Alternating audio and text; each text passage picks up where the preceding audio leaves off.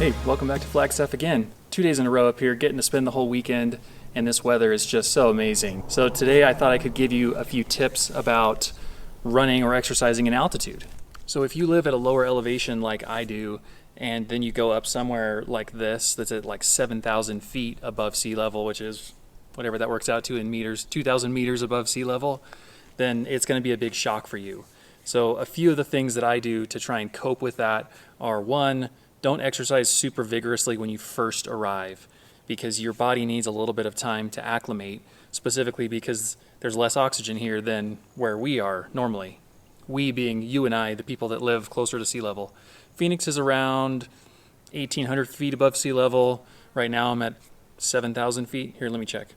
Okay, so not quite 7,000 feet. I'm at 6,820 feet above sea level. So there's just way less oxygen density up here. It's much harder for your body to cope and get rid of lactic acid and do everything it needs to do. So just be aware of that. And when you first arrive, don't go crazy. Like the night you get up somewhere that's high elevation, don't go on that 20-mile run or go really hard for that workout. Just relax, give yourself at least one night to sleep and start to acclimate. I'm sure scientific studies, people probably know that it takes much longer than one night, but just a little bit more time is probably wise. Even though I'm not a scientist, I can't prove that that time limit does something significant. The second thing is to drink a ton of water. So if you're like me and you had to drive a few hours to get somewhere, or perhaps you're going on a flight, like you've got a business trip to some city that's a much higher elevation, drink a ton of water. Drink water while you're traveling, drink water that first night you're there, and the next morning when you wake up before you do your first workout, because that water helps to take care of your body, oxygenates your blood, I assume, and generally will stave off altitude sickness pretty well. So if you don't do that, then you could pretty easily get altitude sickness, which is eerily similar in symptoms anyway to like heat stroke. You get lethargic, you get nauseous, you could throw up, you just generally feel terrible, and you don't want that. Odds are if you're in that place, you need to use your time there wisely. So be careful, drink a ton of water, and hopefully that'll help. And the third thing is just to take it easy. If it's your first run at that elevation or your first run for a while, like mine yesterday was my first run up here for weeks, then just don't expect the same level of performance that you normally would have.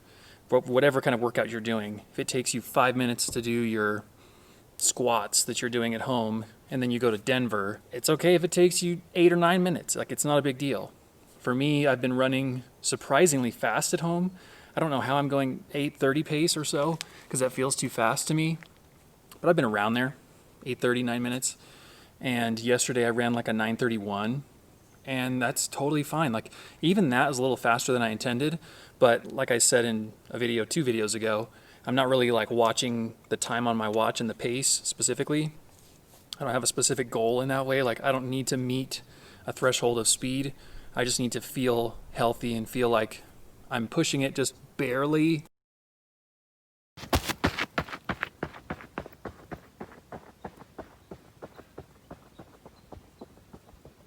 But overall, I'm staying super comfortable the whole time.